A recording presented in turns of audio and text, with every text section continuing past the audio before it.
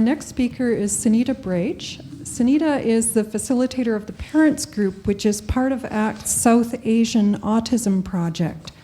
Sunita is an integration support teacher in the Surrey School District and is doing a master's degree in special education at the University of British Columbia. And she also has an 11-year-old daughter with autism. Sunita. Thank you. Thank you, Deborah, for inviting me to be a part of this panel today. Okay, I'm a bit nervous, so deep breath.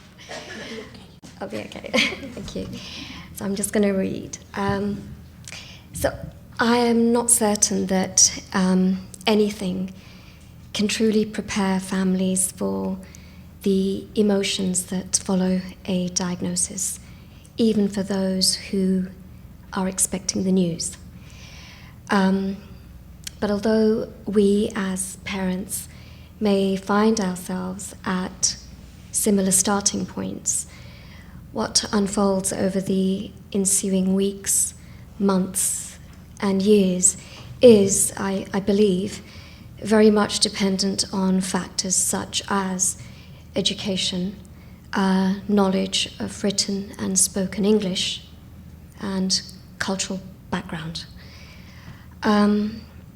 So I believe that these three factors, individually or collectively, present real obstacles to families. Sometimes these families are under the additional burden of cultural perspectives on disability.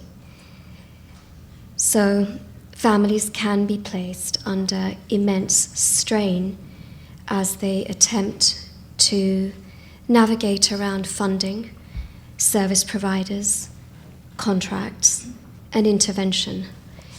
They are neither understood and nor do they understand. So I was wondering, how can these families be supported? So I believe that for the South Asian community, that a change of perspective needs to take place, and it has to come from within and from above.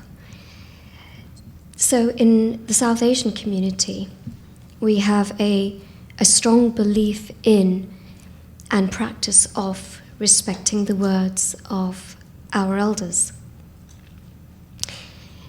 But it is often those very elders whose words and attitudes rooted in ignorance. So, for example, that mum is the carrier of the defective genes that produced the defective child. I was told that that mum was me. So it's these attitudes and words that I believe serve to perpetuate feelings of isolation and the consequent desire to live in denial. Educating the community should, I believe, absolutely include an element of educating these elders. Secondly, educating service providers to be culturally sensitive. Dr. Grinker pointed out this morning that culture is not homogeneous. So this education, in this context, I believe, is learning about the unique strengths and challenges of individual families. We are not the same. And leaving biases and preconceived notions behind. So one of the steps in supporting marginalized families is to understand that their experiences are likely to be significantly different from those families who either belong to the dominant culture and or those who are educated and for whom language poses no barrier. And finally, help these families.